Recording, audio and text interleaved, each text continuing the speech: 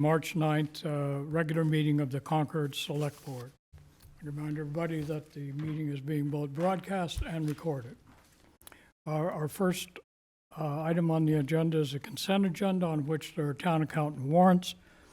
Minutes to approve January 27th, 2020, February 27th, 2020, October 15th, 2019, executive session not to be released, February 10, 2020, executive session not to be released, February 24th, 2020, executive session not to be released, November 14th, 2016, executive session to be released, January 9th, 2017, executive session not to be released, July 17th, 2017, executive session not to be released, February 5th, 2018, executive session not to be released, February 9th, 2018, executive session number 1 to be released, February 9th, 2018, executive session number 2 to be released, March 26th, 2018, executive session number 1 to be released, March 26th, 2018, executive session number 2 to be released. Then there are a number of one-day special licenses. The first is for the Concord Museum at 53 Cambridge Turnpike on March 14th from 7:30 to 10 p.m., wine and malt beverage only.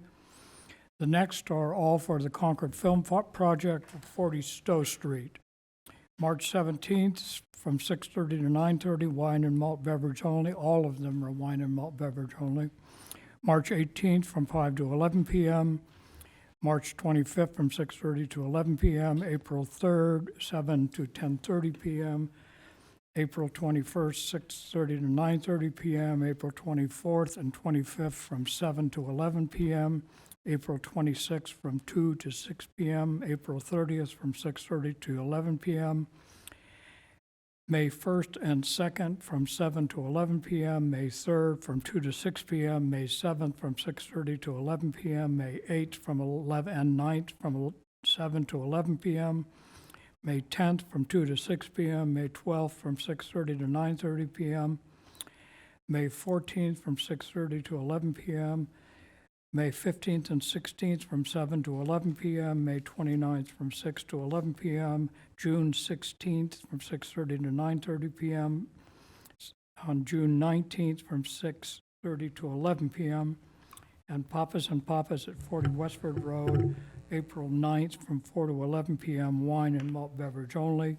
Concord Country Club, 246 Old Road to 9 Acre Corner, May 2nd from 5 to 11 p.m., all alcoholic beverages. And Mike, that's an exceptional list, but I think you also meant to say February 5th, 2018, executive session to be released. I did mean to say that. Okay. So with that correction, is there a motion to accept it? Move to accept the consent agenda. Is there a second? Second. All those in favor? Aye. Aye. Any opposed? Thank you very much. The next item on our agenda is the town manager's report. Mr. Town Manager. Hi, good evening, members of the board. Just want to briefly touch on COVID-19, also known as the coronavirus. There's been a lot of discussion about it, and I just want the board and the community to know that town departments, really largely under the guidance of our health director, Susan Rask, have been actively engaged in conversations and monitoring information and trying to get information out as soon as we can. It's, in fact, DPH just sent out an update this afternoon about the number of presumptive positive cases and some additional information show it. It is definitely a landscape that is evolving quickly, and we're staying on top of the best of our ability. On Friday, this past Friday, the fire chief coordinated a large meeting with a lot of community stakeholders to discuss this and kind of help them get focused on what they need to do to help prepare themselves and really kind of develop some teamwork between organizations that may not be individually fully prepared to handle, say for example, a positive case, but by working together and sharing resources could manage something. And so I thought it was, Mike, you were there, I thought it was a very productive discussion. I thought the discussion did a lot to somewhat minimize some of the uncertainty and anxiety that's kind of associated with this. But we are on top of it as much as we can be. We're, there's a lot of read and react to what's happening. CDC and then DPH are putting out information, and then we are reading and reacting to it locally. if people have questions about things we're doing, you can certainly reach out to me or the Board of Health. Sorry, go ahead. I was just going to ask if there is going to be if there's one point of public information, rather than deluging your office or Susan Rask's office, will there be a central? Yeah, I think the town has a webpage dedicated to it, which we are providing. Really, the biggest thing is the links to the CDC and DPH, and they are updating our links. I mean, there's tons of information on there about information to help employers. I mean, as I said at the event on Friday, the town is looking at this situation as an employer, like how do we handle employees who may be exposed, and as a service provider to the community, how do we make sure that we're getting the community what they need in terms of information and service. So on both fronts, we are, putting things together that I think will do the best we can to help prepare the town and employees to manage it. But I just like I said, we have other communities I think have been more assertive with putting out information. It is essentially all the same links and same things that have been circulated. We're trying to make sure that we get a better handle on where things are going, because it is fast moving. So again, we do have a website, a web page dedicated to it, and like I said, I think just for those who are listening, continue to wash your hands, hand sanitizer, best practices. It is flu season, and so many of the same practices we should have been doing anyway if the coronavirus had never existed, continue to do those things. So the only other thing I have is Article 31 in the Warren Municipal Fleet Electrification Report is something that I did take note of, and I'm going to I assume town meeting's going to consider it, but I do think it's a good idea, and I'm likely going to put together a committee at the town, at the department level to look at this. This is something that even in my brief time here, I have observed that departments have been, paying attention to, and trying to find viable alternatives, either electric or hybrid alternatives to municipal vehicles. And really integrating them into our fleet as often as possible, but there's not really a cohesive approach to it with, goals, and really looking at, I think there are certain vehicles in our fleet for which the electric replacement hasn't been invented yet. And so I think there's some of that, and then really not only setting goals, but managing expectations and making sure that when we spend money on a vehicle for our fleet, it fulfills the mission for which we have it first. And if there's an electrified or a hybrid version of it that can do that, then of course we would want to pursue that. And of note is the hybrid interceptor, we call them interceptors, the hybrid cruiser that we just added. That's a relatively new thing. And so, like I said, as soon as they are available and reliable, we will look to add them to our fleet. So I am going to do I assume that this will get debated and pass or fail. We'll be looking at doing that at the department level. Do you have a time frame? I would probably say we'd probably get started over the summer. The budget will get approved at town meeting in April, and then as we start to plan expenditures and vehicle replacements, we'll put that conversation together. Good. Are there any questions of the town manager?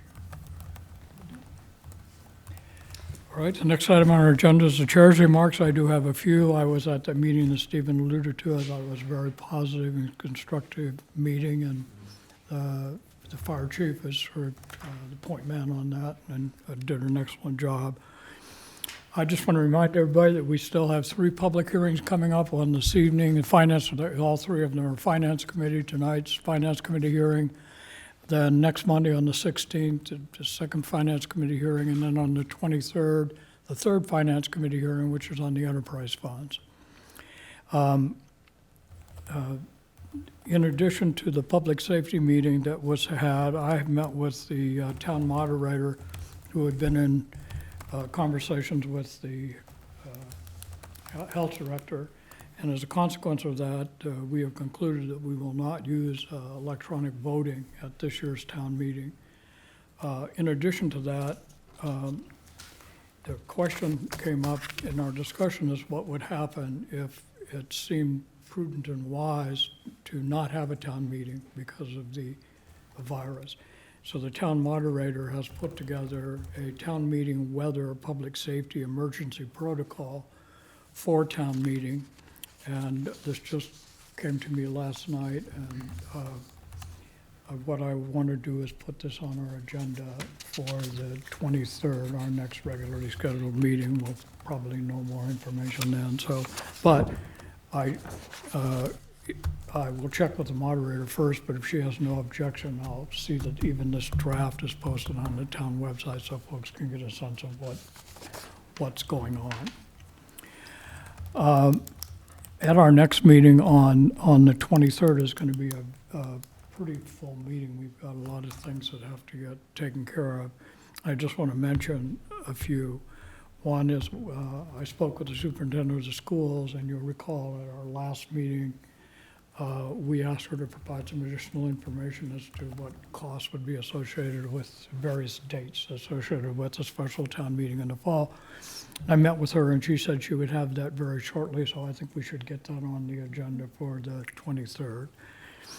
And as you know, one of the warrant articles, the one with respect to Junction Village, we put that on the warrant, not so much because we were supportive of it, whether we will be or not, we'll see about that, but mainly so we could get this question in front of town meeting. And we, as a board, haven't had any real chance to even discuss it yet. And for those listening, the town manager, the assessor, and Mr. Ohanian from the Grantham Group, and I was there sort of as an observer, negotiated the TIF. And the TIF was put together and made available to the public, but right before the public hearing. So folks on the select board, the general populace had not a whole lot of time to review that. So I thought it would be a good idea if we got that on our agenda, perhaps a little out of order from the regular warrant article review that we would normally do for town meeting. So I'd like to get that on the agenda for the 23rd as well. The Finance Committee had Mr. Ohanian and Liz Rusk come to their meeting last Thursday, and there was a very lively and sort of comprehensive discussion of the warrant article there. So I think we can pick that up and do it. And then we will begin sort of our normal review of various warrant articles, and depending upon how the agenda stacks up when we get closer to the meeting, I'll try to put as many on there for discussion as I think we can manage in that meeting. Because again, the meeting will be at 5:30 because we will be adjourning to a Finance Committee public hearing at 7 o'clock. So, yes, Jane. I just wanted to interrupt Yes.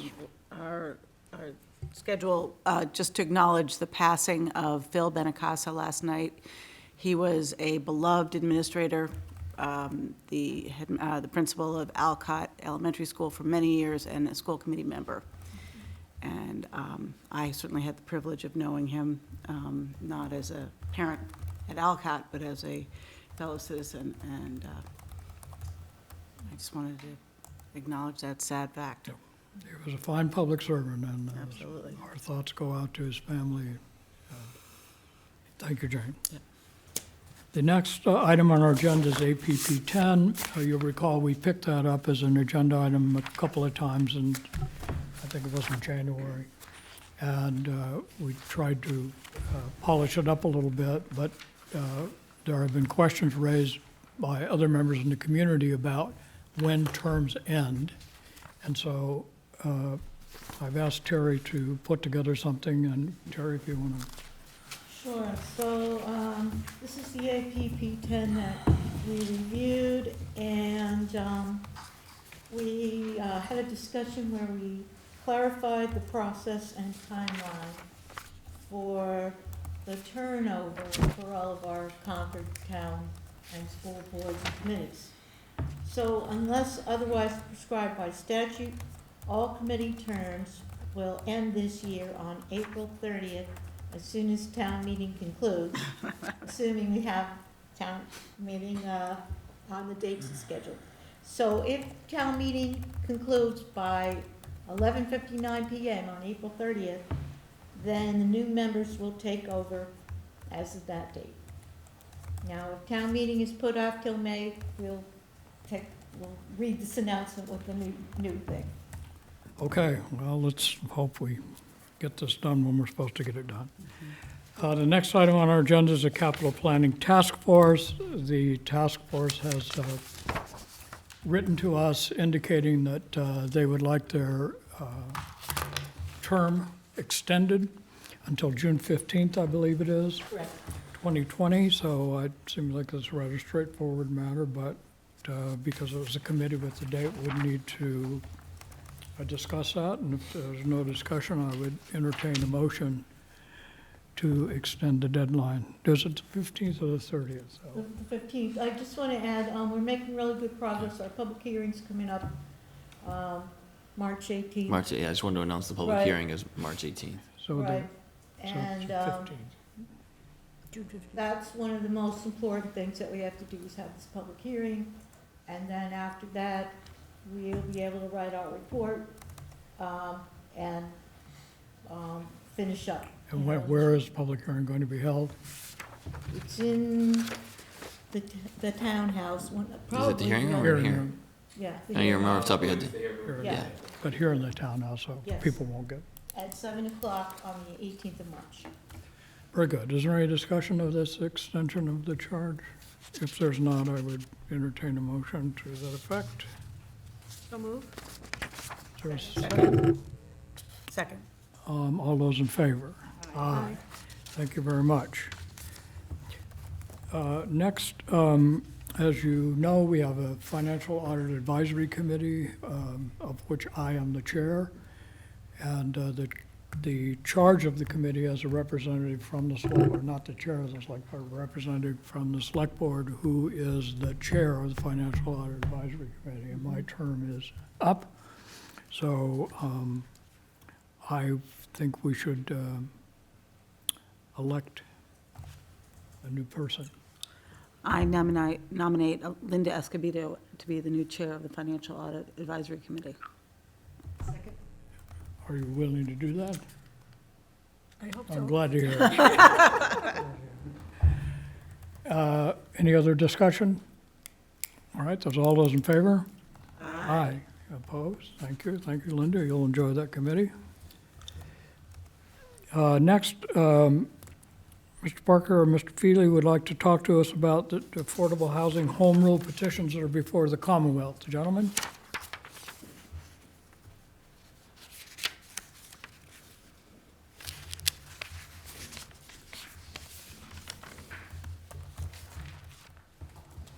Good evening. Good evening. I'm Charles Phillips, 65 Fairhaven Road, Chair of the Concord Housing Foundation. Rich Feely, 347 Lexington Road, member of the board of the Concord I'm House. sorry to have called you Mr. Phillips. I thought it was a compliment, you like jazz. Good evening. Good evening. So we want to discuss the two home rule petitions that are now in legislature, and the purpose of our discussion is we thought we could help perhaps in select board in some information, talking points, you might say, for our legislators. And I'm going to, describe for the audience. We have two home rule petitions in the legislature. They were approved at the April 2019 town meeting. The purpose of these petitions is new ways to raise funds for affordable housing that would provide as a sort of a continuous revenue stream because of our affordable housing needs that would then go to an affordable housing fund in Concord. One of these proposals is that we would raise, we would assess fees on building permits that would go to this fund. The other is that we would assess a real estate transfer tax on the sale of real estate properties. Now I'm going to discuss the issue of the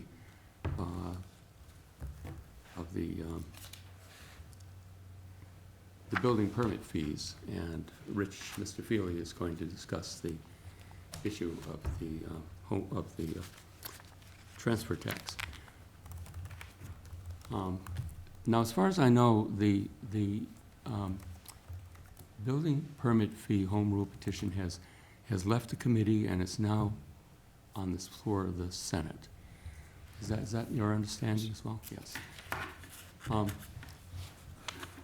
The thing is that this is something a lot of senators and then going over the House also the same issue. They're not going to really understand what is this all about? Why? I never heard of such a thing before. And what I want to a talking point that I think I would like to suggest would be that in fact in the state of California, building permit fee has been used quite substantially for fees which are assessed on, mostly on new houses. There's a lot of new housing going on, which is then goes into funds that enable, for both many cities and counties have adopted these. And it is authorized by the state legislature of California that they can do this. And so, in fact, basically what the state legislation says is that as long as the fee is charged, has some relationship to who you're charging for the fee, that they can go ahead and do this. And so they're doing it.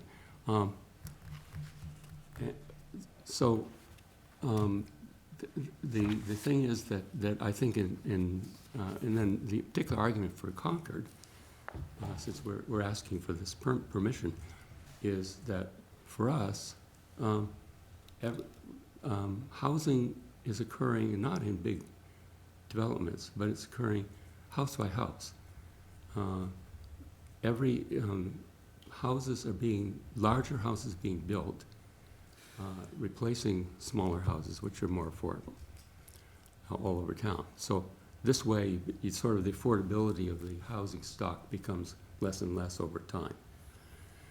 So to charge those builders these fees is quite appropriate use of the money, which then can be used for affordable housing purposes, including buying some of these smaller houses and converting them to affordable purposes. Now, yes, Massachusetts is not California, but it's simply, the point of the discussion simply is that this is not unprecedented. It may be new in Massachusetts, but it's been done successfully elsewhere in the United States. Mm-hmm. And I think that's really the argument that I was trying to make here. And that, well, of course, we always emphasize that some of this housing will be what they call workforce housing for people who work in town employees, the hospital staff, all those people who work in the support staff in the medical offices around town. There's just so many, 12,000 or 12 to 14,000 people working in Concord, something like that, and that some of those people might be able to live here with that kind of housing that we would set up. Okay, So, any appreciate it. discussion about Well, we've that? been monitoring both these bills very carefully. Linda and I both participated in, Yeah. she participated in both the hearings. I participated in one of them, and we were part of a coalition of other communities that are lobbying on behalf of these pieces of legislation. So I'm hopeful that now that it's on the floor, that it'll get some attention, and we'll Yeah. see what happens. Okay. And we're getting good support from both our senator and our state That's right. rep as well. So now Mr. Feely can discuss Yeah, the real estate transfer. Yeah, I think and you're probably aware of this because you've been tracking it, but there are now statewide authorizing bills for a transfer fee. And I've been attending meetings of the coalition, which is mostly community development agencies and housing agencies around the state. But I guess my question to the select board, and then I have a specific request. The question is, what's our plan if either the home rule or the statewide authorizing legislation passes? As currently written, our town meeting warrant fits within the legislation. In other words, it would be authorized, which would mean we could go directly to a second town meeting vote. I know the decision has been not to bring this or put it on the agenda for June, but I'm hoping, or April, or whenever we actually have town meeting, I'm hoping that we can bring it up because we will know by the end of this legislative session if either the authorizing legislation or the home rule is passed.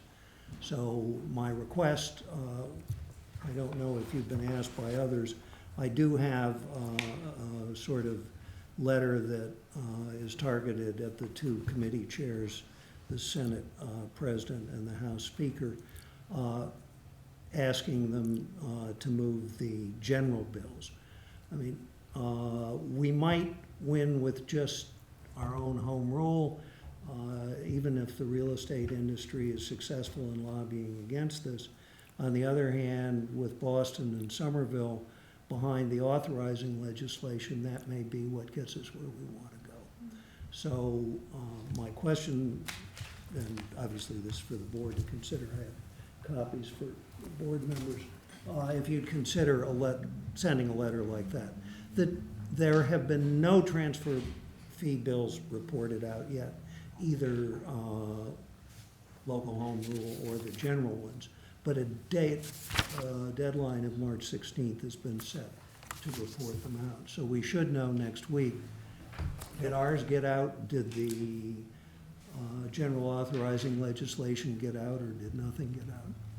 And then, as I say, I would hope there would be a plan to move forward. I guess we're going to have a town meeting in the fall. If we get authorizing legislation, can we move forward with a second town meeting vote? Sure, I think the issue for the transfer tax is whether or not they act on the home rule petition or whether it's statewide. Right, but as I read at least the current statewide bills, we could proceed to the second town meeting vote. In other words, what we want to do is within the parameters that are permitted in the statewide. Well, the question, though, is whether we would need to, if, Well, because it's not statewide in the sense that everybody does it.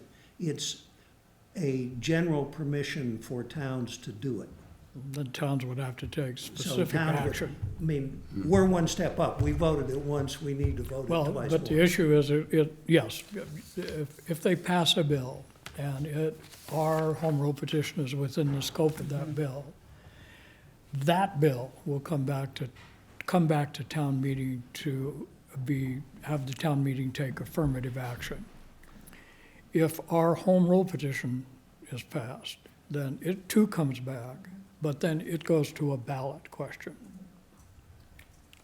So you're saying we wouldn't have to go to the ballot I question? don't think so. with the It's sort of like with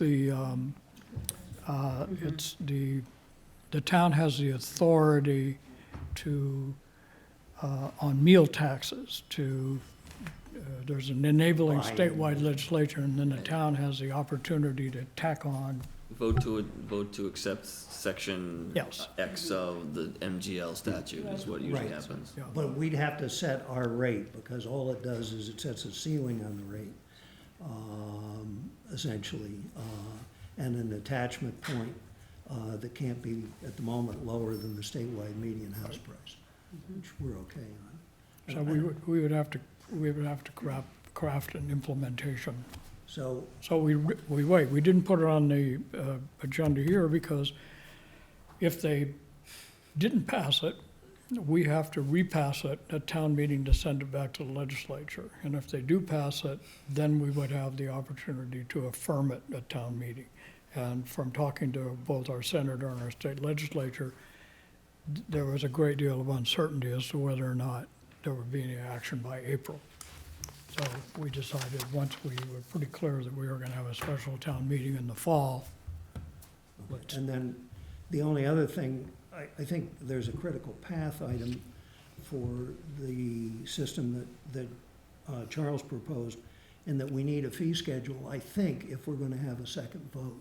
In other words, at the moment, and I'm just hoping the select board can identify a mechanism that would put that fee schedule together, so that would be the second vote. in previous conversations with the former town manager, Chris Whalen, he had indicated that the planning department would put together a fee schedule and have it ready for us when we're ready to go to town meeting.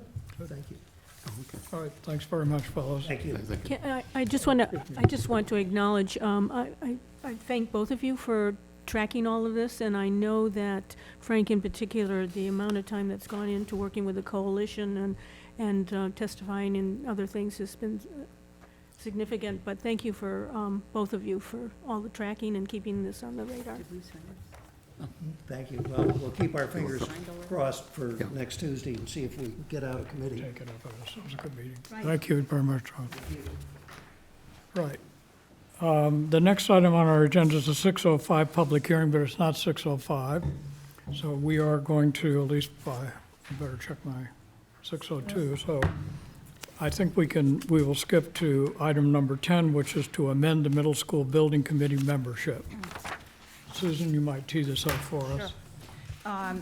When the committee was put together, we realized that there was no one representing who was a builder or general contractor on the team. And while that's not an issue now, because they're in schematic design, feasibility phase, it will be important going forward to have such a member. So the amendment to the committee charge changes the number of members from 17 to 18, and then adds a member who has, who's familiar with the building process, for example, a general contractor. So that's the only change. Makes sense. All right, if there's no, 18 seems like a awfully large number, and an even Yeah. one. And, well, the even one doesn't, I'm not too concerned about, because if you're at a 9 to 9 decision, you got other more problems. than, Yes, exactly. So, and it is a big committee, but very involved. if there is no additional conversation, I would be happy to entertain a motion. I move that we, oh, what is it? Okay. I move that we accept the amendment to the middle school building committee charge. Second. All those in favor? Aye. Opposed? Thank you very much. It is still not 6:05. So, how's everybody? Oh, I can add one other somber note to the passing of Phil Benacasa. He was also a select board member. Yeah. And I don't know why I forgot that, because I certainly talked to him about it enough times, so. Good. Well, we'll jump to item number 12, which is a review of the Concord 250 committee draft charge. I received nothing in terms of membership, so we'll postpone that to another meeting, but we really do need to get Yeah. this moving along here. There was, I was invited to it, the Mass Historical Society was hosting, it's called Rev 250. They were hosting that, and the National Committee was going to come to Boston to talk about it, but because of the virus, they canceled that meeting, so that won't occur. Mike, My- go ahead. A recent conversation came up, and was I right in understanding that at the 200th anniversary, there were 17 town committees focused on it? In 1975, yes, there Yes. were more committees than you can imagine. Mr. Dane, were you on one of the committees? I bet you- Yes, I was, and I'm still alive. I wasn't suggesting that, I was just simply amazed. No, it was an extensive group of, anything you can imagine. They sort of subdivided all of the tasks and got committees focused on it. There must have been 120 citizens on it. So, you know, I think we were hoping that some past reference to that activity would inform us so that we could be more helpful to you in the charge. And I'm wondering, I think the Concord Library supposedly has a 75th archive, and I'm wondering if that's... I have a list of all the committees. I can certainly Oh, that would be helpful. get it to you. But I had said before that the committee that we're talking about is sort of the enabling committee. No, I understand that, but seeing the breadth Okay. of the committees, I think would really Right. help inform us about what kind of Right. expertise I and... agree. I can't imagine that we need 17 committees. I don't know to even get it at all. Well, they're really anticipating that the Yeah. president will be here, Yeah. there'll be Yeah, some yeah, when you- representative from the the scope of government of it is- England. And there's a huge reenactor community that, Mhm.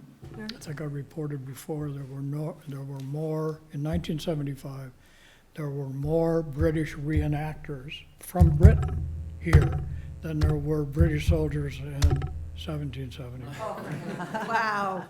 Everybody wanted So, to be And I was at a... Let's be thankful for that. And I, at the recent HATS meeting, the CEO of Massport was speaking, and she was asked by one of our member communities about how we could get advertisement at the airport and find partners for that, it's been Susie. in terms of attracting tourism and some other things. So, I mean, Yeah, this is it's going to be gonna be- large. All right, so I will get you copies of that. And it is now 6:05-ish, 6:07. So the next item on our agenda is the public hearing, a review application by Suburban Propane for the storage of inflammable fuels at 1400 Lowell Road, that's Middlesex School. Hi, good evening. So I would entertain a motion to open the public hearing. So move. Second. All in favor? Aye. Good evening. Good evening. My name is Tim McGinn. I'm the operations manager at Suburban Propane in Marlboro. And the discussion relates to Middlesex School. We're all familiar with Middlesex School. They constructed 3 residence buildings, 3 buildings, 6 dwelling units. And to heat those with propane, it was required 2 underground 1,000-gallon tanks. These are the new dormitories that they've Yes. done at the Yep, north this end of past the summer. campus? Are they dormitories or? No, I'm sorry, they're not dormitories. These are Oh, houses, faculty housing. Yes. new faculty houses. Yes. Are they across the street where the other houses? No, No. they're on the main campus, Okay, yes. right close to the main entrance at 1400 Lowell Road. Yeah, well, it's actually, you have to drive through and then you get to the back, and it's called Oates Lane. So, one of the residences there, the occupants wanted to, or wants to, have a fireplace. The propane is used for heating, and this would be an ambiance fireplace. Because that would exceed 2,000 gallons on the premises, the Mass General Law 148, Section 13, says that we need to use the local jurisdiction having authority, including the fire department and select board, to get that approval. So, in speaking with Fire Prevention Officer and Assistant Fire Chief, Mr. Latta, we became aware that there are other locations on the property that already have propane. So we're trying now to fix what's already, this is sort of, I think there was sort of cart before the horse. So in addition to hoping to get approval for the fireplace cylinder, that would have to be a cylinder up against the house that would exceed the 2,000 gallon. There's also some forklift cylinders at the skating rink. There's a cylinder for cooking, and there's a cylinder for another fireplace on the campus. So that's what the do you have the permit? So, Assistant Fire Chief Lada and I were hopeful that we could resolve the issue now, both in summarizing the aggregate storage on the property, and also account for the proposed cylinder for storage to power the fireplace, and then potentially not have to go through this again, propose that if others in those facilities wanted to do something similar to what the resident is doing, that we could account for that now, which is extra, but I think that would be up to the board. So does the 2960 include all of that, the 2,900? Yeah, that would include proposed, so if you, each one of these, if each of the 6 dwelling units all wanted 1 cylinder each, that would be 6 cylinders, and then there's the additional, like I said, the forklift cylinders. You're familiar with forklift cylinders? These are smaller cylinders at the skating rink, so that would combine all of that. Currently, there's only one person that really wants the fireplace, and so that would be a 120-gallon tank. So, am I right in understanding that the others had just been missed? They weren't? Yes. Okay. Yeah, that was a mistake. I would take credit for that, And you may not have the answer, and I'm not sure we do, but I'm wondering how this would, I know that Article 40 has been amended. Would this isn't directly to construction, although this house with the fireplace would be. I'm not sure how this fits with Article 40 and whether we're preempting that here. I'm not familiar with Article 40. So this construction's already complete, correct? Yes. Okay, Yes. so it would be, because Article 40 prohibits the sort of expansion of fossil fuel gas for new construction. but it's new construction, that's the rewrite, correct? Well, it was new construction and And- substantial, Right. that's what's been dropped. Okay. That would have to be construction after. Yeah. Right, so this wouldn't, Right. I don't know if this constitutes utility connection. I think that's the key difference is that there's an Article 40 about utility connections. Oh, sorry. I don't know that the propane does not constitute a utility connection, does it? It's not considered it's a private utilities, if that's the way you want it. think They didn't it is- specify propane, they did exempt propane for outdoor cooking. yeah. Did they Well, accept they it were for encouraged fire? to. Yeah, a gas barbecue. All right. But- Yeah. Yeah, but not fireplaces. But I think a construction has been completed. so- Right, no, I wanted to acknowledge And the that. application, Jeremy, is complete. I think you've already confirmed that this is, accounts for the total amount of propane for both the new construction and some things that were already That's existing, right. correct? So, And the only thing you didn't mention was the library. all right, so that is the 60-gallon. So when I say the above-ground cylinders at 3 other locations, so that would be the skating rink, the library, and just one moment. And the residences, it says. Skating rink, the library, and the head of schools has that cooking account. So that's a 60-gallon, tank. There's a 120-gallon tank for the fireplace at the library, and then the 6 cylinders at the skating rink. There's then the 2,000 gallons at Oates Lane, and then then those 3 buildings. Right, okay, I just wanted to make, since that Sure. library had not been mentioned, I just want to make sure that we were accounting for everything. So the one additional question I have is, what barriers are anticipated for the above-ground propane? So these are, and I provided some pictures. There's no crash protection required in this. This is like tucked into a corner of a building, and it's a good distance away from any driveway or traffic. Someone would have to be completely out of control and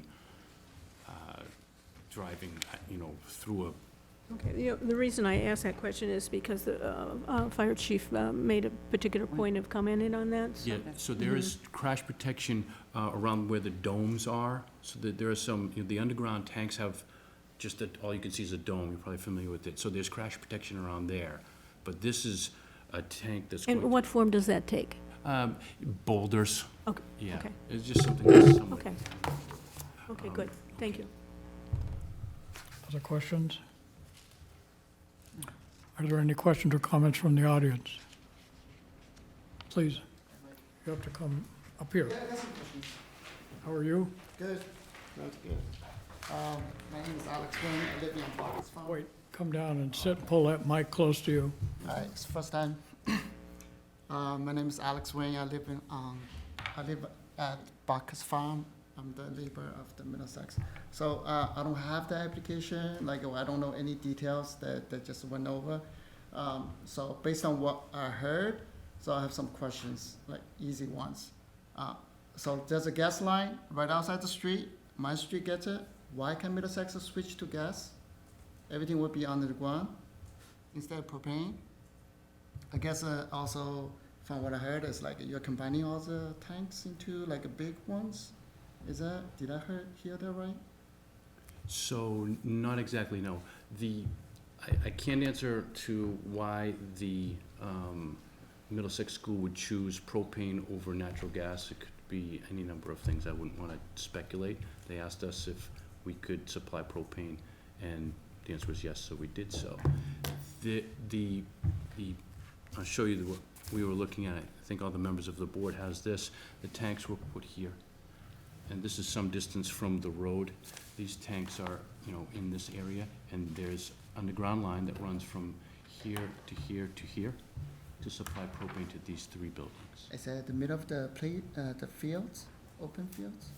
No, Where is no, it? this is back, I remember parking back here, there's trees and woods back here. This is not, no, there's I think there's a fence here and there's Yeah, other residences. Sorry, this map doesn't make any, I don't know where that is. I don't believe you can see this from the road. Does everybody agree with that? From where you are, I don't believe you could see this. You Well, would if have you're to. driving from your house into town, Yeah, you can see the new construction, at least during the winter. I don't know what you'll be able to see. right behind the gym, kinda behind the. No, it's right, if you're coming down Lowell Road, heading in from where we live, and before you get to the main driveway, you know where the big open area is that you can see all the fields? Yeah, Just, when you're driving by that, just look up at about 10 o'clock, and you'll be able to see it. you can see it. I can't see it except when I drive by it, I can see Yeah, it. yeah. Okay, well, I'm just like a wonder about the safety because, and also wonder about like why couldn't just use this existing gas line. I mean, just kinda, doesn't make it. So again, I could speculate, I'll do so a little bit, but they asked us to put propane there, so we did. Yeah, well, just because they ask, it doesn't mean it's the right thing, right? And also, like, I was wondering, this is somebody, one person wants a fireplace and doing all this big works. Like, combine all like a future expansion into just like one application. I mean, I'm a little concerned. I know how Middlesex operate a little bit now. They like to do things without warnings. Like, they don't really care about how their neighbors thinks. I'm gonna ask you if you've got more questions that you want to ask. Okay, well, I'm just like, I don't think it should be expanded. One person wants a fireplace. I don't think that should be an application for all the other works involved with the existing tanks. Thank you. How's your daughter doing, Cass? She's great. She might go into the Guata next year. She's very excited. Thank you. Are there any other comments or questions from the audience? Seeing none, I would entertain a motion to close the public hearing. So moved. All those in favor? Aye. All right, and do we have questions?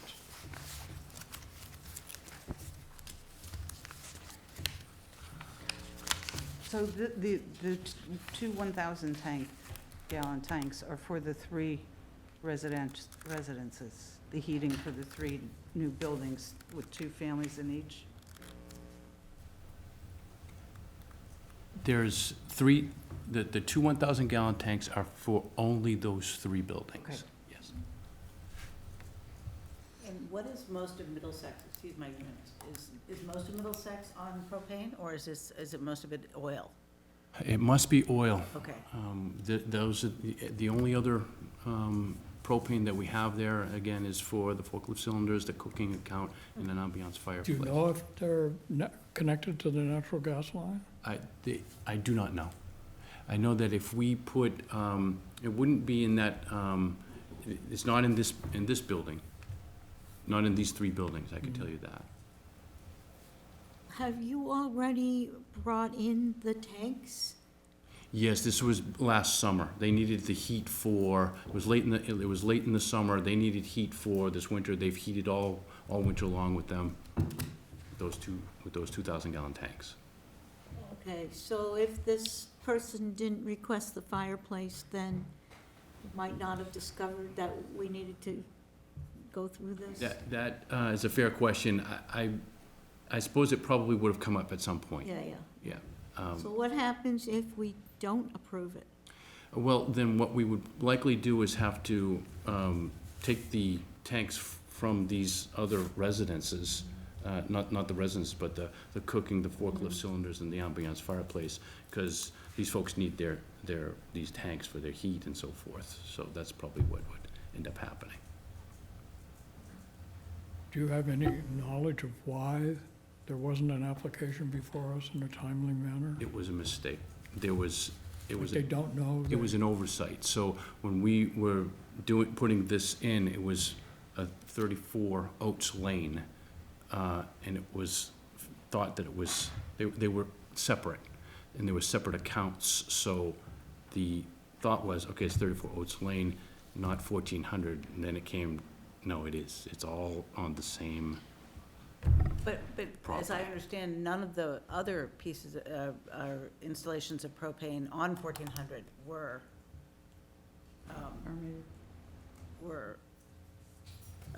Oh, no, there's permits for those. there that were are permits. Yeah, taken out a long time ago. Long time. Those have been there for a long time.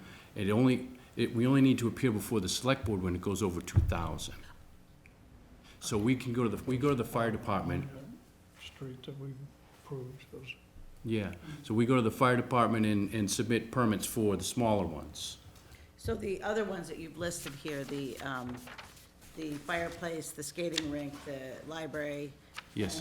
And the cooking, those all together with this new application exceed they're all in excess, That, you know, that cluster. that cluster is over it's roughly 2,500 gallons. 2,250 roughly.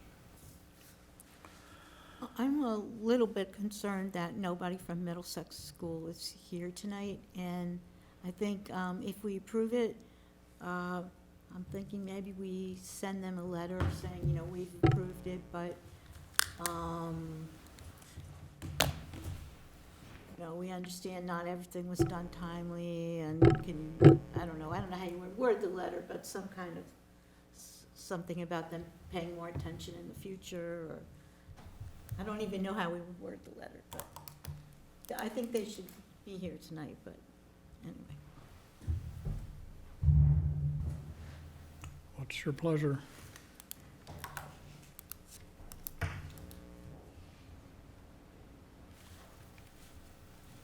Well, I agree with Terry, I think we should notify them. Certainly don't want to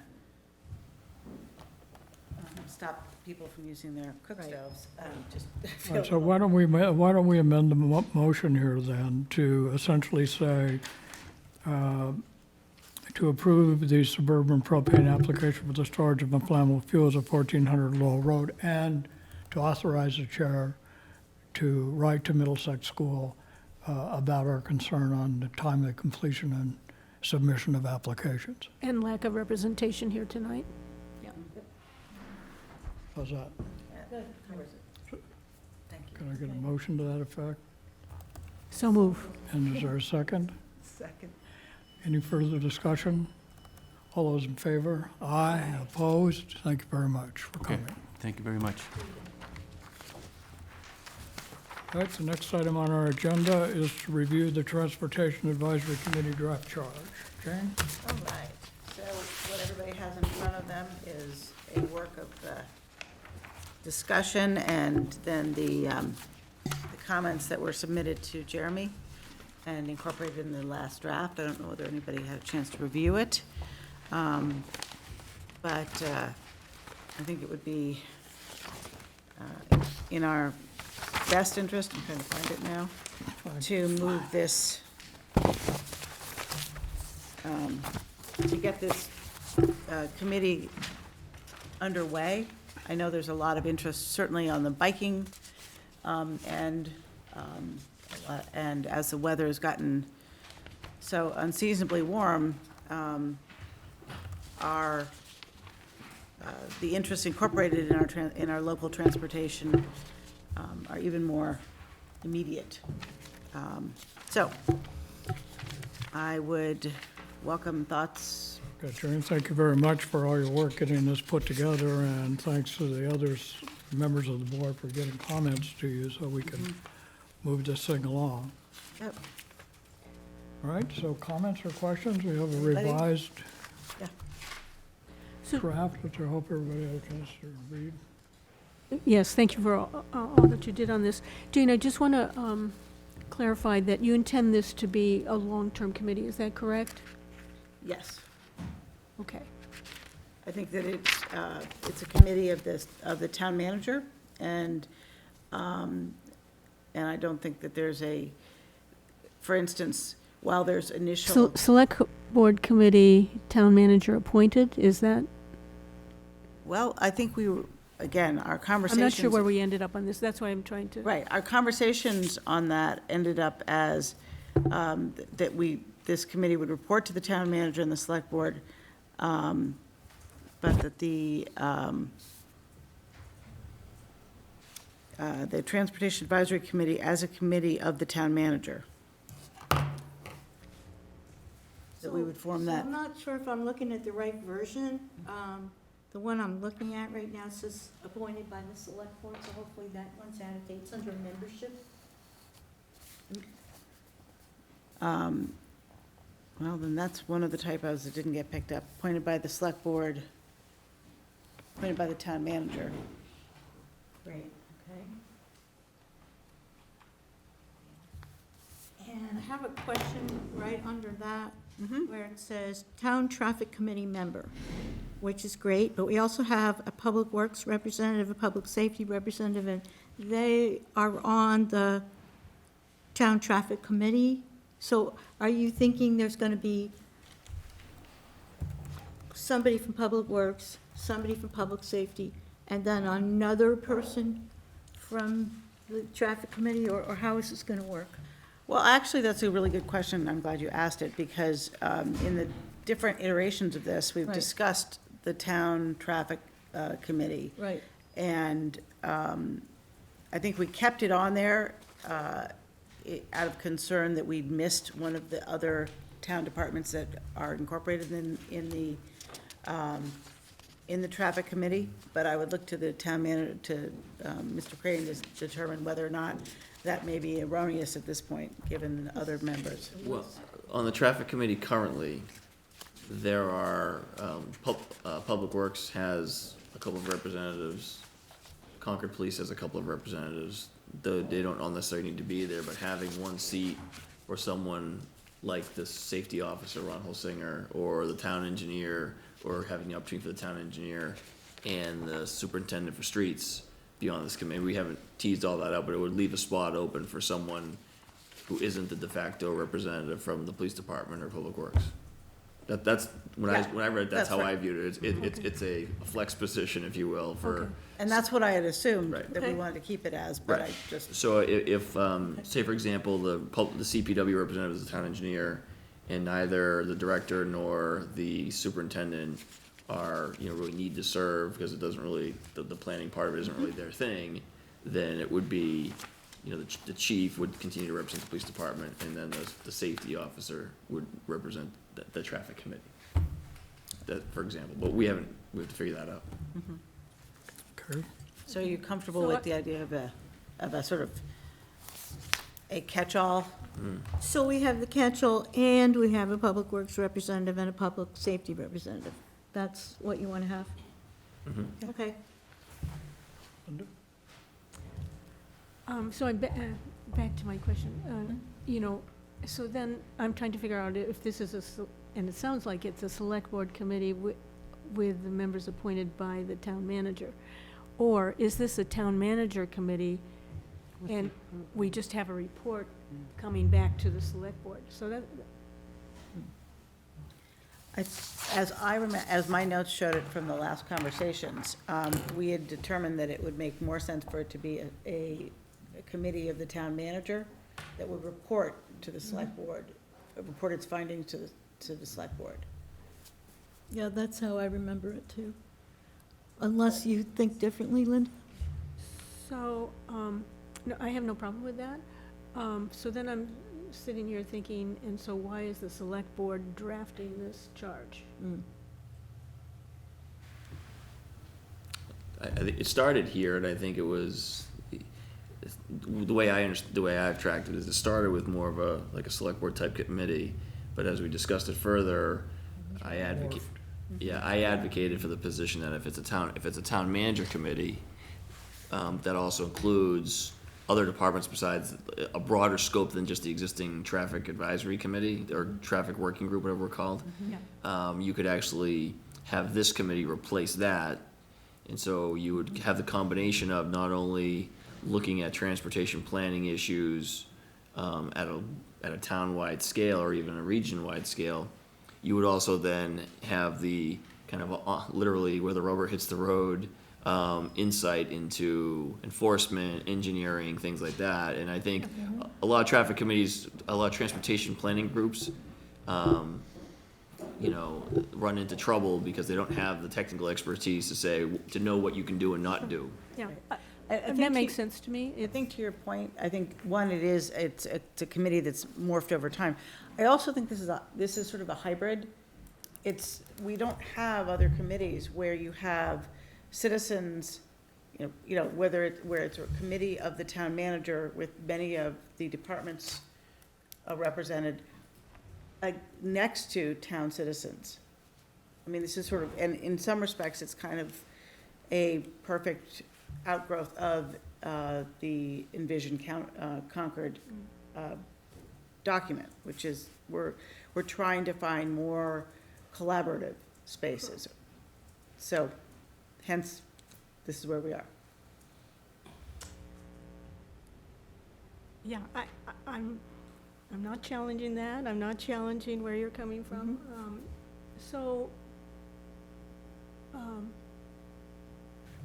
Maybe we're just ratifying or, Well, how would you have it be different? in terms of I'm only questioning about whether we as since it's the town manager's committee, not a select board committee. Yes, we are asking for a report to come to us. I'm just questioning whether or not we should be approving this charge. If it was the town manager's charge and he brought it to us, You'd still approve it. we would still, Approve it. Okay. so, I mean, I could hand this over to Yeah. Stephen. I mean, let's just ask Stephen, I mean, are you happy with the way it's drafted? Yeah, I think it looks good, other than Pretend the, like it came from him. Yeah. Right, but he has other committees. He has a senior management committee, he has other committees. No, but he appoints other committees in town, Right. Yeah. as opposed to his own town employee committees. He has appointing authority over a number. Clearly, which is what I was Over a raising, number yeah. of committees. I was just wondering about the other, the COA rep and the Disability Commission rep and the town residents would be citizens, but are those, like, from those organizations, like, in other words, the town side or the the COA rep would be from, The COA rep would be an Ginger. employee of the county, like Ginger, something like that, because they run a transportation service. Yeah. And so we'd want the administrative input on that because they run that service. But you could certainly have someone who's actually serves, who's a senior citizen, or, I mean, the resident could be somebody else. Citizens. Yeah, these are all people from departments. Yeah, as is the Disability Commission person. Commission, yeah, that's not town department, as you know, but yeah, it's a committee. So in other words, when we say 9 to 11, if there are other town residents with specialized knowledge, we've outlined a number of the town departments that will be represented, but it shouldn't be limited to just department heads or and their appointments. We want to make sure that the residents are involved too. Yeah. Again, it's a Yep. hybrid in terms of who gets appointed. Do we need to specify whether it's 9, 10, or 11, and how many town residents, or is it okay to leave it kind of open like this? Just leave, I mean, I think Okay, to leave it a open. little bit of flexibility. I mean, I Okay. think I would I would start with 9. I think 9's a large committee as it is.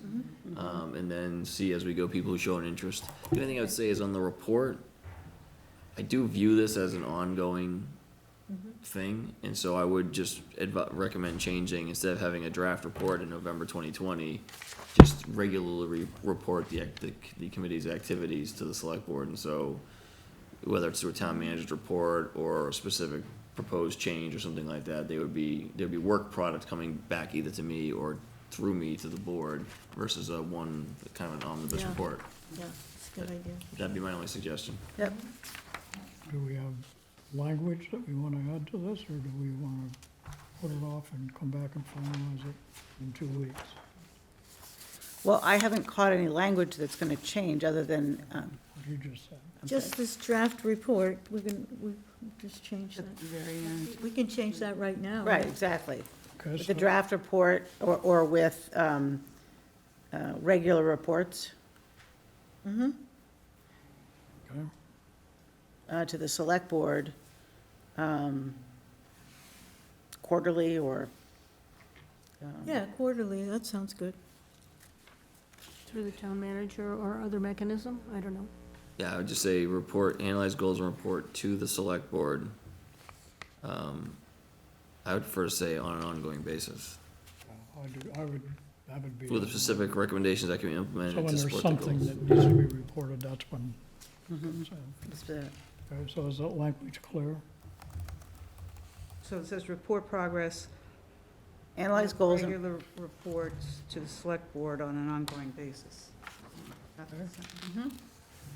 All right, are we ready to vote on this? Yep. All right, I entertain a motion then. Move to accept the Transportation Advisory Committee charge as amended. Second. oh, hang on, we've got a, Public comment? No? Sure. I'm sorry, Diane Proctor, 57 Sudbury Road.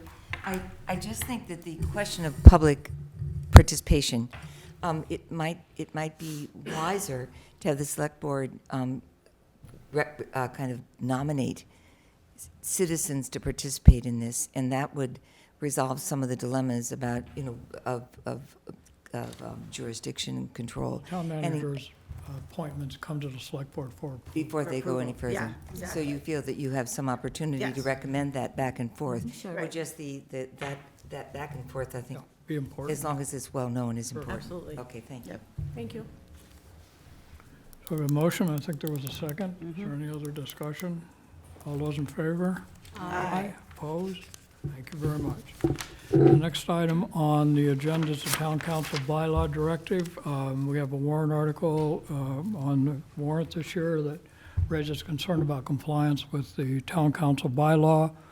I would like us to direct the town manager to review the bylaw and come back to us with any changes we need to make to the bylaw or any changes we need to make to our behavior to get us and make sure we are and will continue to be in compliance with the bylaw. And are we hoping to have that on the next agenda, or? We'll have it on the agenda as soon as the town manager has completed his review and can bring it to us. Okay. But it will probably be before town meeting, right? Because we need to Would hope. report, yeah. Well, if we get it done before town meeting, we get it done before town meeting. If we don't get it done before town meeting, we can, when the article is presented at town meeting, we can certainly stand up and say what we're doing. Right, But right, hopefully, I didn't personally see it as a very complex right. issue, so hopefully we'll be able to get this matter resolved before town meeting. Okay, so the motion that we had in here, I would like to, the way it reads is, move to direct the town manager to review the town council bylaw for compliance.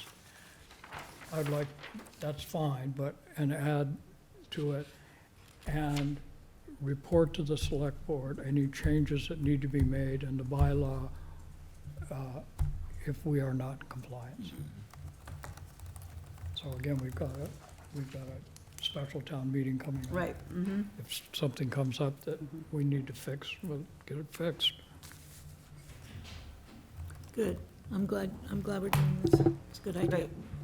So if there's no further discussion, I would entertain a motion. Move to direct the town manager to review the town council bylaw for compliance and to report to the select board any changes that need to be made if we are not compliant. A second? Second, Further discussion? All those in favor? Aye. Opposed? Thank you very much. Committee liaison reports. Okay, the Conservation Stewardship Restriction Committee is still looking for a member. Okay. So keep that in your thoughts. The Trails Committee met, and there's some overlap between Trails and the Cemetery Committee regarding bicycles. The Cemetery Committee wants to be good stewards of the cemetery, but also have a good working relationship with with recreation uses. So that's an ongoing thing, or at least for now, for the past few months. Economic Vitality Committee met for the second time, chose leadership, and it's putting together an approach to how to assess the need and address it. And who is the chair? The chairs are John Boynton and Jennifer Schuneman. Jennifer is on the board of The Umbrella, and she publishes that Discover Concord magazine. And the clerk is Cato Anderson. Good. I did go to Finance Committee last week, as several of us did, and also to the Planning Board hearing, which was quite well done. A lot of information, but, and that's it for me. All right, Linda? I attended the HATS meeting, and of note there was the expansion of 7 gates at the International Airport, and also the harbor expansion that they're doing to accommodate the great number of increase in the number of cruise ships that are coming into the Boston area, implications for our tourist department. And they that were coming in. Or, yeah. Lexington mentioned that they have a integrated building and design policy that is going to be further looked at, I guess, at their next town meeting. And they, in incorporating the fossil fuel similar exclusion that we're also looking at, but they also commented that the AG's office has not yet adjudicated on the Brookline article of this nature. So they may delay how they're going to proceed until they see what that looks like. And I also attended the Concord Housing Authority meeting, and there are some anticipated changes there with a new director at some point in the next few months. And so that's a challenge for them. Thank you. Jerry, you want Okay. I don't care. I'm happy to jump in. go ahead. I attended the White Pond Advisory Board meeting, And this was actually prior to our last meeting, but we had a fairly abbreviated meeting on the 27th. And I think it's worthy to note that one of the recommendations they're developing in the recommendations they'll be bringing to the select board is that the town, they strongly recommend that the fields on Plainfield and Powder Mill Road, now under town ownership, be maintained as passive meadows. They've done a lot of study about the migration of, the historical use of these areas as hayfields, but also the potential migration of fertilizers and pesticides to continue to impact the pond.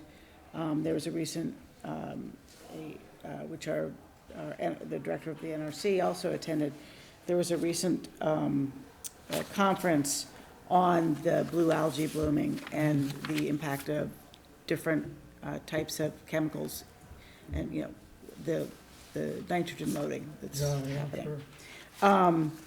I also attended the Climate Action Advisory Board meeting, which was largely focused on Articles 30 and 31, because Brian Folds, the chair of the committee, is also the author of those two articles. The committee did not take a position on 31, although it was discussed, in part waiting to see what the select board's input was going to be. But on Article 30, the committee voted to take that, to become the sponsor, the official sponsor of that article at town meeting. This is the school bus. This is the school bus article. There was also discussion of Article 40, but it was less, it was more of an informative conversation. I was at an NRC meeting, and which, in fact, both of the committees, NRC and HGC, were fairly,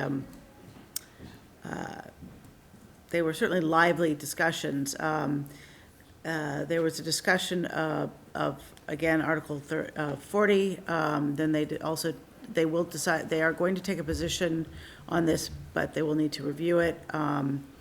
They are looking at Article 34, and the low impact stormwater design for PRDs. Article 44, Preservation Act. They're going to take a position as yes on that. And 46, they are not going to take up.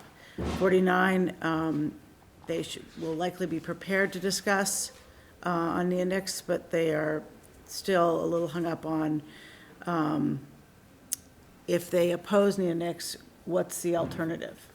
And having a sense of, they don't want to say no to one thing and open up the gates to something else. Which one's 49? 49, that's the neonicotinoid, Oh, yeah, okay. pollinator. We discussed a number of potential impacts on the 50-foot no-build zone. One on Lexington Road, which is worthy of noting because you'll hear about it at the HDC. And also on Bedford Street. Lexington Road is a fence that would come into the 50-foot line in a number of places to protect a pool. And then on Bedford Street, there's a garage proposed entirely within the 50-foot. That was a discussion made most lively by the fact that the property owner has been allowing access to from one easement to another easement of town pedestrians to access through his property. It made it clear that if his application was denied, that he would be putting his garage there, and therefore that would no longer be accessible. Then the most notable was a discussion of the 3 acres of land that was disturbed / it was cut down on the as part of the golf course at the country club, the construction of a holding pond for their irrigation systems, none of which was done with notice. So this is an after the fact. And there was also a lawsuit being brought by the immediate abutter who's, I'm sorry, whose immediate abutter has been at 99 Williams Road. Gregor McGregor, across the street from him, is representing him in this. This is the start of it. Yep. At the HDC, the Lexington Road, 336 Lexington Road, also came up, and the discussion is worthy of noting between the two, because at the NRC, the reason for the placement of the pool where it was and the fencing was given as a way of making sure the HDC would not object to the sightline. That was why the NRC was told that this was being done. It was a different representation at the HDC. So it's always interesting when you're a liaison to committees that share jurisdictional points. All right, thank you, Terry. Okay. So the Council on Aging is looking for volunteers to be patient navigators, which means you will assist older adults obtaining the information they need to manage their health and improve their quality of life and live independently in the community. If you're interested, you have to, by March 31st, call Valerie at 978-318-3016. I also attended the really well-done Planning Board public hearing and the Finance Committee meeting the other night. Capital Planning Committee's moving along. March 18th, again, is the date for the public hearing, for the public forum.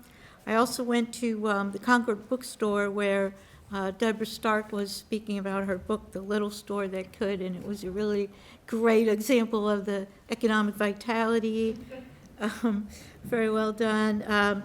Bruce Freeman Rail Trail is still looking for members, and Phase 2C of the Bruce Freeman Rail Trail is being nominated for an American Public Works Association Small Cities, Rural Communities Project of the Year Award. So that's exciting. And then I went to, on Friday, Democracy in Chains. It was a speaker from, a professor from Duke, sponsored by the League of Women Voters and Reclaim Our Democracy, and I can't think of her name. It was a very interesting talk.